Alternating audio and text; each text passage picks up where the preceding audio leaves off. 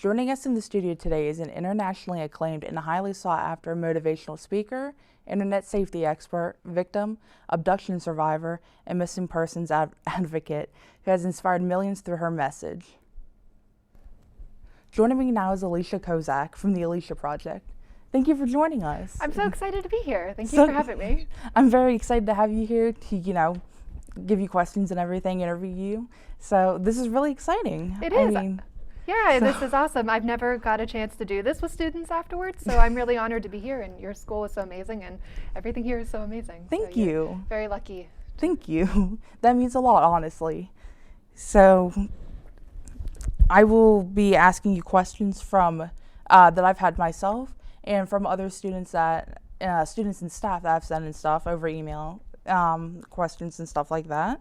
So first, can you briefly tell us your story? Absolutely. So when I was 13 years old, I was groomed and lured from my home by an internet predator. He held me captive. He took me from Pittsburgh, Pennsylvania, which isn't far from here, and took me to Virginia, which is about 5 hours away, and he held me captive in his basement dungeon, where I suffered horrendous abuse, and I was miraculously rescued because he had live streamed what he was doing to me to other people online, and somebody who was watching this live stream recognized me from my National Center for Missing and Exploited Children poster and contacted law enforcement. It was really quite a miracle, and I am just so lucky to be here. I was the first known case of child abduction by an internet predator, so there really wasn't anything in place for this, and there were no safety measures as well. I mean, I'm obviously sorry that it happened to you, but I mean, I'm so happy that you're able to, be well and stuff and tell everybody, warn everybody about the dangers of the internet and stuff, and teach kids, young adults, anybody about safety, tips and stuff like that to protect others. So, I mean, I know it must be hard to talk about this sort of stuff, but thank you so much for being able to explain and talk about this to everybody. It's really important. It is hard. It's a very hard story to tell.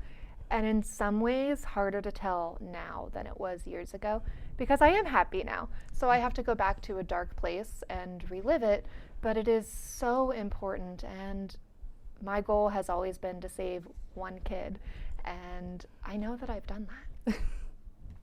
Well, I mean, I'm glad that you know that, and that even if it's just one person, I mean, you have still helped somebody, and that's all that matters. That's been my goal. So, if you can save one person, I think you can really change the world. One Exactly. person has so much impact, and that's really always been what I've tried to do.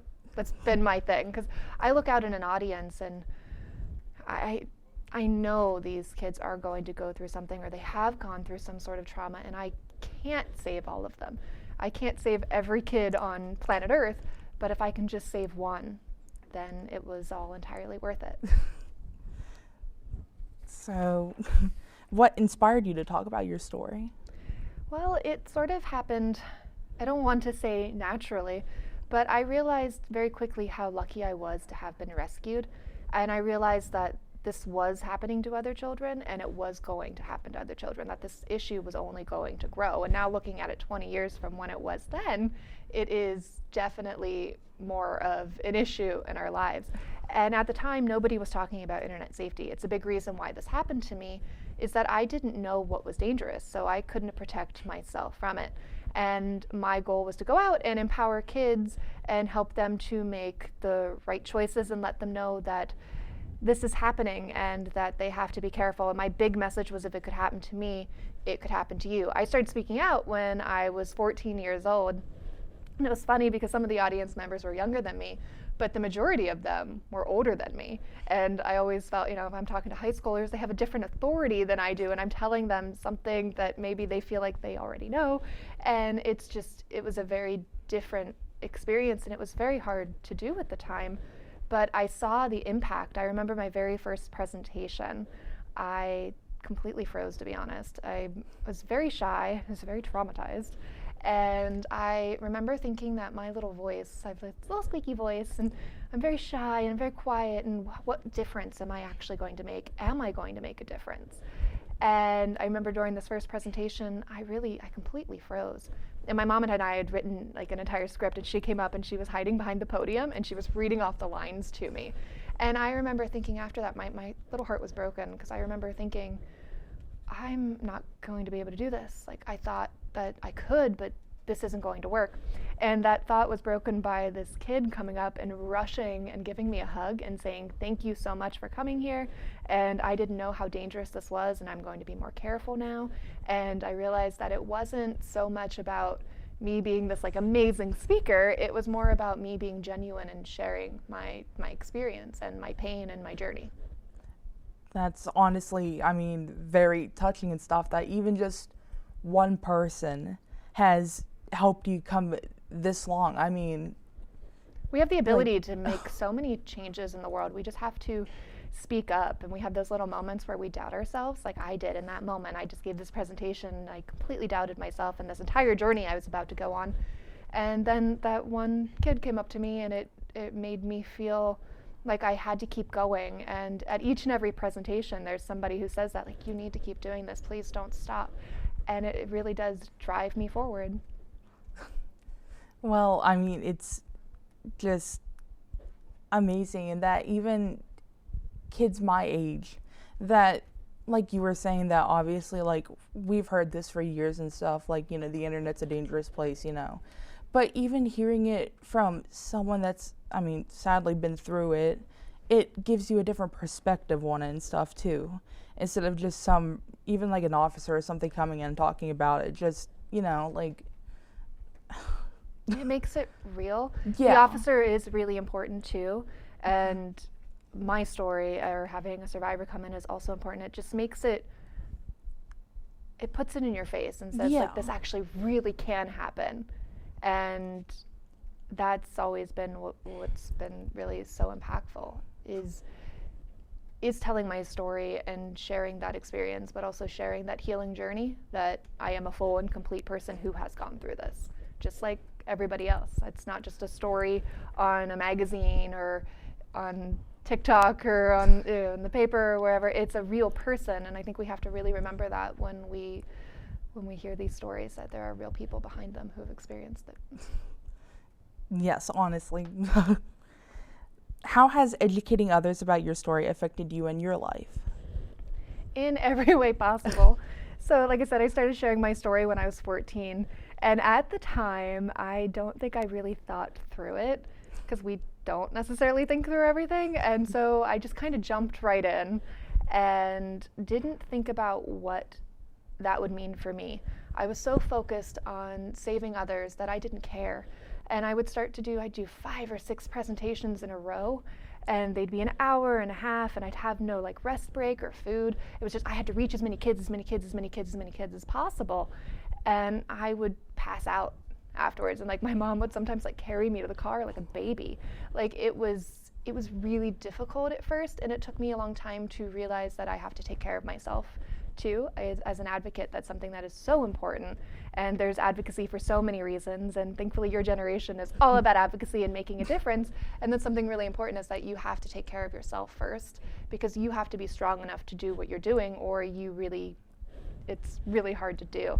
And for me though, I found that it was healing, that I was able to take this horrible, awful thing that happened to me and to give it a purpose, to give it a reason. And sometimes people say that, you hear that all the time, that, oh, this happened for a reason. And that's a comforting thought when something bad happens to you and you're like, oh, okay, there's a reason for it. It's not that things happen in our life for a reason, but I think that we can make a purpose out of it. And so that's what I've worked to do, is take this awful thing and to save others. But it's my career, but it's my life's work. It's my mission. It's my passion. It's who I am. It's what I do, and I love it. It's difficult sometimes. It's been very difficult sometimes, and other times it's just a lot of fun, and it's always a lot of fun. But it can be difficult, and when you're an advocate, you have to really be able to step back and say, like, today I'm going to take care of myself. I need to take care of myself, have a cup of tea, relax, breathe a little bit, watch Netflix for too many hours, and really level that out. But my life has changed in so many ways, and I think back a lot as I get older. Would I have made it different? Like, would I have made a different choice? Would I not have gone down this path? Who would I be? And I realized that I wouldn't change that at all. I feel, I don't want to say fortunate for a purpose, but I feel I can see the difference that I've made, and I feel fortunate to be able to recognize that and to see that and to have been able to impact people in that way. And I mean, that's just wonderful that you were able to get the courage and stuff to, I mean, get up and in front of how many people, even if it is just kids, like anybody. I mean, it's difficult to. Kids are hard to get up in front of. Adults just kind of stare at you and nod, but kids, they listen in a different way, and I love presenting to kids. That's where it all started, and then I started presenting to adults. But kids, there's just a certain. When I'm up there, I turn into a 13-year-old. I do. I turn back up into 13-year-old Alicia. I'll even say we at times that I shouldn't. Like, I'll be like, we make mistakes. And I mean that as a kid. Of course, we as adults and children make mistakes. But, like, I use we because it really is 13-year-old Alicia up there. And that's one of the reasons it's so healing, is because I'm speaking from the girl who was really hurt and from her pain. You're going to make me cry. But what grade levels have you spoken to throughout the years, and how do people react when you speak about your story? So the youngest group I spoke to was first graders, and that was really a very short presentation because it was like a bad person did a bad thing and then good people came in and rescued me and you need to be careful. And it was very simple. It wasn't very descriptive at all. But they still got it, which was really great. Like, I was meeting them at their age level. So I speak typically, though, from 5th grade to 12th grade, as in grade schools. So really, that is a very targeted age. It's an age where we start to gain more independence, and we gain more independence as we go along. And certainly with technology, typically by like 5th or 6th grade, you've got that phone in your hand, and you have the internet, and you have the ability to do whatever you want on that device. And so it's really important to talk to kids as young as possible so that they can be prepared, so that when I speak to really young kids, I think, okay, these things may not happen to them yet. They may not have faced them yet, but they will. And maybe it'll put something in the back of their mind that if it does pop up, they'll be like, oh, that girl came talk to me once, and now I need to be careful. That's in my head somewhere. And that's really what it's all about. So, I mean, just getting the point to, even if it's just not even very descriptive, but just warning kids and like educating them early on, it really helps to prepare them for the future, just in case of anything would happen. Right, and it keeps it, they have to know about it. There's a lot of concern sometimes where parents are nervous to have me come speak to their kids because they say, oh, we don't want to scare our children. And I get that. You don't want your child to like hide under the bed or sleep in bed with you for many years. Exactly. But you have to know what's scary and what's dangerous to protect yourself. Exactly. So it's about empowerment. And I think that's something that a lot of people don't understand, is that, I mean, kids are going to learn about this stuff anyways. So even if, like I was saying, even if it's not in great detail, it's still better to teach them early and just to help prepare them just in case of anything, which obviously I hope nothing happens to anybody, but hopefully it'll make sure it doesn't. Exactly. That if somebody does ask them for a picture, or they recognize signs of grooming, or they don't talk to strangers, or they don't send that photo, they have that bit more of knowledge than they had before, and knowledge really can keep you safe. There's that saying, what you don't know can't hurt you, and that's not true at all. If you don't know, you can't protect yourself from it. Exactly. Could you explain the Alicia Project and Alicia's Law for others who may not know about them, like Sure. what it is? Yeah, so I started the Alicia Project when I was 14 years old. And the reason it's called Alicia Project is because I was 14. And I didn't want to call it a foundation because I was going to give money, and I don't have money. I'm 14 years old. And if I called it a corporation, I imagined people like in a big tall building pointing at charts and like very sophisticated business-oriented things. So what I looked at it was like a project, like a school project. That's the only thing I could relate to because I was 14 years old. So that was when I began speaking out and sharing my story and talking to kids.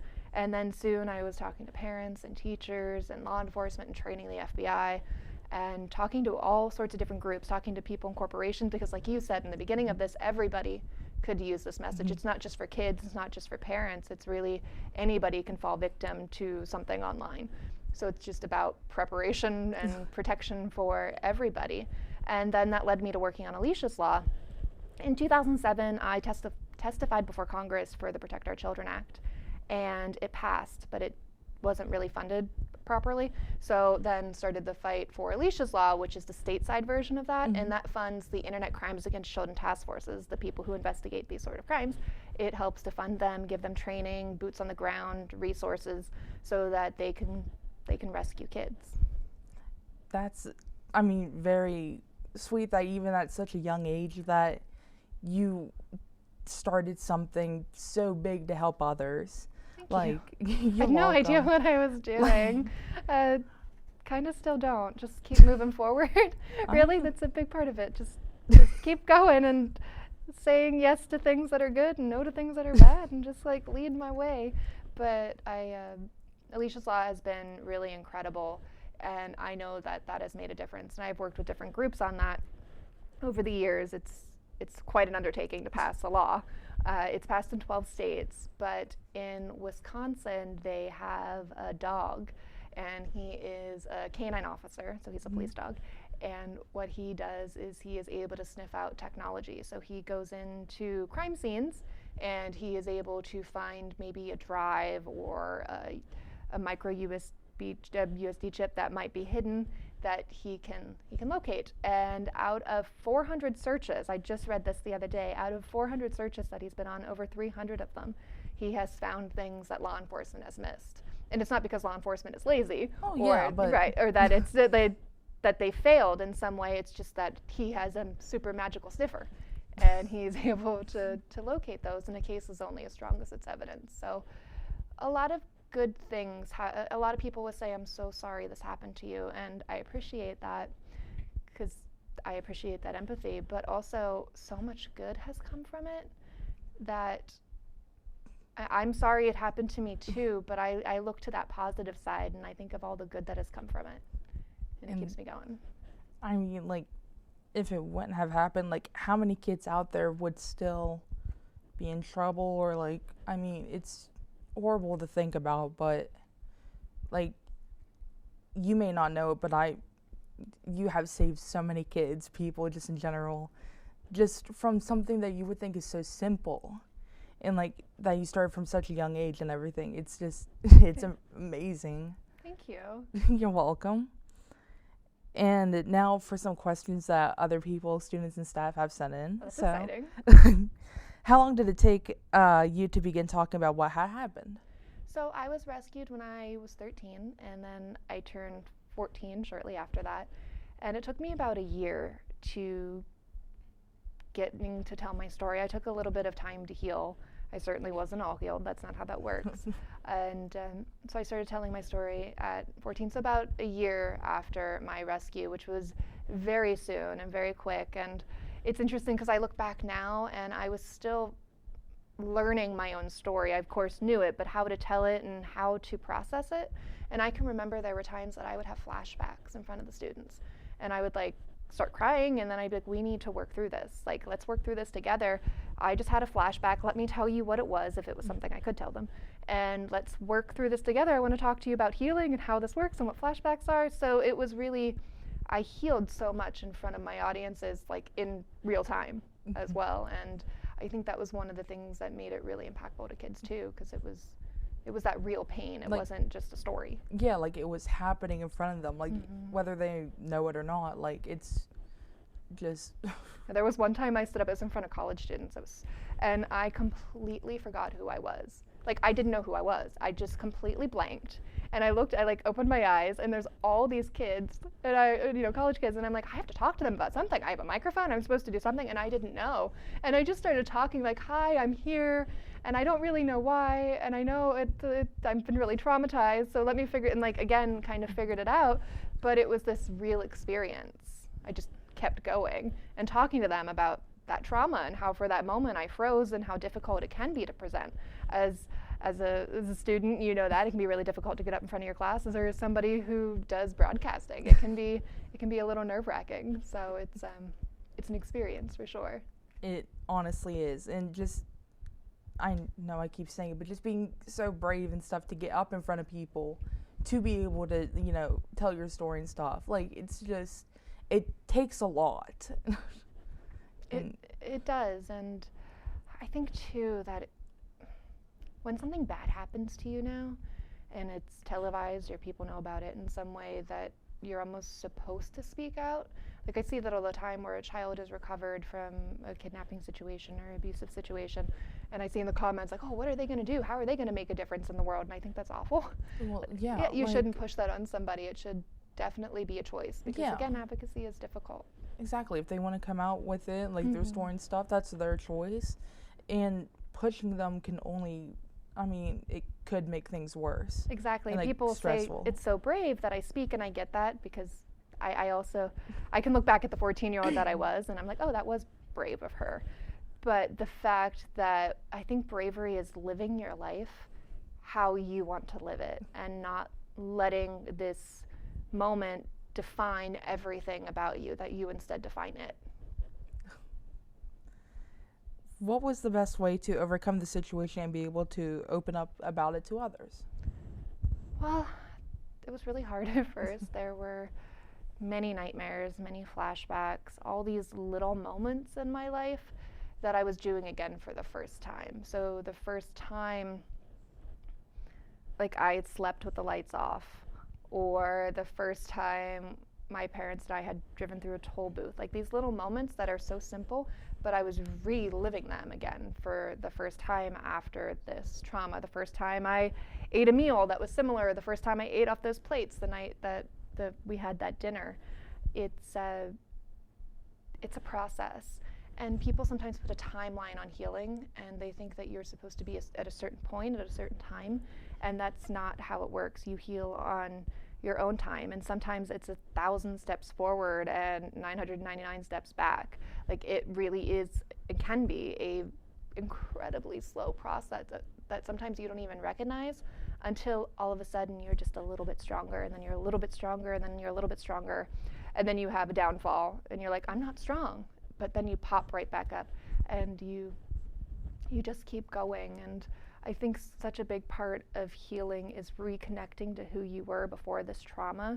And that's something that I did. I would think, like, what did I like to do before I was kidnapped? And I'd think, like, oh, when was I like really happy and like sweet and like a kid? And I would play with Barbies sometimes. Like, after this happened, I'd be 13 years old and playing with Barbies, because it felt right at the time, and it felt like I was getting back in touch with something that he almost took from me, but he didn't.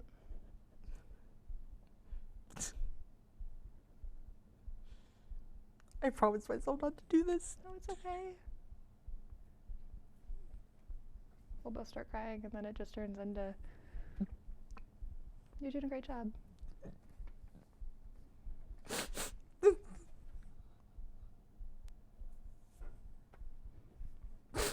Let's try and push through this. Yeah, no, it's okay. I appreciate the empathy. It's very, very sweet. You know, a lot of reporters don't have that, and they lose that somewhere. And I think it's really great that you have that, and that you'll keep that. You might get used to it, and you might not burst out into tears. Yeah. But because you did this, you're always going to have that empathy, and the person that you're speaking to is going to feel that, and it's going to be incredible. You're going to do such a great job. There are reporters in my life that I've worked with that mean the world to me because they had a reaction, or I could feel that empathy. So I think it's beautiful. How did it feel to have your story exposed to so many people around the world? When it happened, it was awful. So when something happens that isn't on the front page of the paper, or isn't in the news, you get to tell your story when you're ready. And I didn't get to tell my story when I was ready. It was one of the reasons I started to actually share my story to kids, because adults were talking about it, and I figured that the kids didn't watch the news, so they wouldn't understand it, so I could go and talk to them without all the hub-flub of all the goofiness that was in the news and in the media. It was really difficult because at the time, because this was the first known case, people weren't nice. There were those who were very kind, but the negative would certainly outshine, I guess, the positive people. it was a lot of victim blaming because people couldn't understand how something like this could happen. And it didn't help me through like my guilt. So I struggled with guilt for many years because when it comes to internet luring or making a mistake online or pretty much any victimization, at some point maybe you could have done something different that this wouldn't have happened, and nobody should be blamed for that thing. But when it came to my story, I did step outside to meet this person, so I felt immense guilt for that for many years, and that I did that. I had some part in this, and I realized I didn't. I was a little girl, and I had been groomed, and it was as simple as that. But having my story out there and having people talk about it in such a way, it didn't help me through that healing process. But now, like being on the cover of People magazine, it's amazing. And not because, yay, I'm on the cover of People, and not because, yay, I'm famous and I have my blue check mark and everything. It's not that at all. It's that people listened. Like that 14-year-old girl that didn't think she would be listened to, people really listened, and now she's known for the work that she's done. Not even so much what happened to her. I remember I don't know if it was this school or another school, but in that same, either here or Cameron, but a little girl sat down, and I think she was in 6th grade, and she was like, oh, are you the girl? And I was like, I don't know, am I the girl? She was just so excited that I was the girl. She has no, I don't even think she knows. And I was like, what girl? She was like, I don't know, but the girl. The girl who did something, the girl who made a difference. And it was like, oh, okay, that's what I'm known as. Not my story and not what happened, but the difference that has been made in the advocacy work. And I'm okay with being known for that. And just being known for like the positive impact that you've had on people, and just even like all over the world. And spreading like, that awareness. People are listening. It was really hard to get people to listen at first. You understand that the internet could be dangerous. Yes. People did not when this happened. They would say that this wasn't happening, that this just didn't exist, and I was making up problems. And that wasn't the case at all, and now they're listening. Which, I mean, it's sad that it took so long for it to happen, but, I mean, it's better to have it late than never. Absolutely. Because, like, what if it wouldn't have happened? Somebody else would have, I mean, went through it, like, it just, I don't even know how to word it. Yeah, for sure. My big goal has been protecting kids and talking to kids, but also raising awareness. And so I know that I've helped to do that, and I'll read through certain things, and I'll notice terminology and whatnot that I've come up with. And there's things that I've noticed that are different now because I spoke up when I was little, and I think that's really an incredible thing. And again, that's not to pat myself on the back, it's to say to all of you and to you that you can really make a difference. If you want to and you have the heart and the drive, we can change the world. We can, even just from telling somebody how, you know, oh, the internet's a dangerous place. Like, even if it's just something short and sweet, just that can do a lot to even helping. I mean, even it could be someone that's like 4 years old or like 45. Like, it doesn't, it could help anybody, no matter what. Exactly, and I think part of it too is so that we make good decisions. When I first started speaking out, my whole conversation was don't be on the internet. Can you imagine if I got up in front of a bunch of teenagers and I was like, don't go online, it's dangerous, throw away your phone? Like, they would just throw their phone at me and be like, what are you talking about?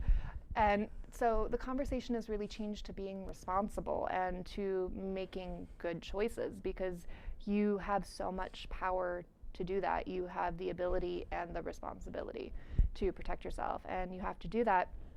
But also so we can support each other. I showed the one video of a 13-year-old girl who went to meet the 22-year-old man. She'd been groomed online, and she'd left school and went to a hotel room with him. And her friend spoke up when she was reported missing and said, I know something, and I think I can help. And that information led the police to find her. And she had been abused and hurt, but she was alive. That girl saved that girl's life. And that's what we need to think too. Like, making a difference doesn't necessarily mean speaking out to an audience, but it just means speaking up. Even like, I mean, even just to a friend or something, or like family member, like anything. It's something so simple, but it could help a lot. It's necessary. And It's a conversation that exactly. needs to be had. Exactly. How can people follow you on social media? So I'm on all the different, well, not all of them, but quite a bit of the social medias. So I'm at It's Alicia Kozak, which I'm sure you'll show on the screen Yeah. somewhere. But yeah, it's at It's Alicia Kozak. It felt really weird to get online after this happened. I can remember kids would ask me if I was on like MySpace and Facebook back then. And I was embarrassed to say that I was, because it felt like I shouldn't be, because this happened to me online, I shouldn't be online. And it took me a long time to realize that it wasn't the fact that I was online, it was the fact that there were dangers online and I fell into them. There was nothing inherently wrong or embarrassing or anything about being online. But I found that it is such a great way to share my message, that I can reach millions of people with a single post. Like on TikTok, I share missing person stories, and sometimes those get 10 million views. And there have been kids who I've helped, not just because of the video, but through something I've learned through the video or information, that I've helped return home. So it works. Exactly. You just have to be responsible, safe, you know. I do too. Yeah. Yeah. It doesn't go away. It's not that adults don't have to be careful too. It's not that once you turn 18 and you go off to college, Right. you're safe. You're maybe more at risk because you have more freedoms, and it's harder to come forward as an adult when you make a mistake and ask for help. I don't think a lot of people realize that. That, I mean, just anyone coming forward, but especially an adult, because like you were saying, you have all the freedoms and everything, and like people expect you to, you know what you're doing, I guess. Like, I don't really know how to word it. Yeah. But it's, I guess people expect more from you. Yeah, they expect you to know better. Yeah. Even when you're older, right? Like maybe your parents would say, I thought you knew better. I taught you better than this. And it's kind of the same thing. And that's, again, victim blaming. And it's something we need to stop so people feel comfortable coming forward. So thank you so much for taking the time out of your day and stuff to do this interview with me, and course. For broadcasting and stuff. And thank you so much for taking the time to educate people, not even just only doing this interview and coming to John Marshall and stuff and talking to everybody, but taking the time and going to multiple schools and places and just trying to get as much awareness and stuff out to all sorts of age ranges and stuff. Yeah, it's about just talking to people. I'm speaking to parents here tonight and to the community, and I'm really excited about that, because I spoke to the kids, and a lot of times the parents don't show up. And I heard that the parents here do show up to things, so I'm really hoping they do. If they see this, they can be like, oh man, we let her down. No, but hopefully they show up, because parents have to know too. The big thing that parents have to know is how to respond when something goes wrong, because it's hard for kids to come forward and ask for help, because so often they did make a mistake, and it's something that their parents might say, you should have known better, or it was something out of their character, or something that was inappropriate, or something like that. So it can be really hard to come forward because they're scared they're getting in trouble. So that's my big message to parents, is to don't get your kid in trouble, don't take their device away, sit down and work through it together, and be proud of your kid for coming forward, because that can be hard to do. Yeah, it's a very big thing, and I mean, it's for anybody who does come out and tell people, even just one person. It's just that one person can do a lot to help, or even just having somebody to listen to you, that even helps a lot too. Yeah, understanding. I think so many people have been traumatized, and having that understanding too of the survivor experience. And that's something else that happens a lot in my presentations, is that I get to talk about healing a lot, and healing not from just a kidnapping, but healing from trauma in general, be it any sort of trauma, and how we can support each other best, and how we can heal best, and how we can take our time with that healing. Thank you so much again. Thank you. If you would like to learn more about Alicia, her story, or any other information such as internet safety tips or how you can make a difference, you can visit her website at aliciakozak.com. Once again, that was aliciakozak.com.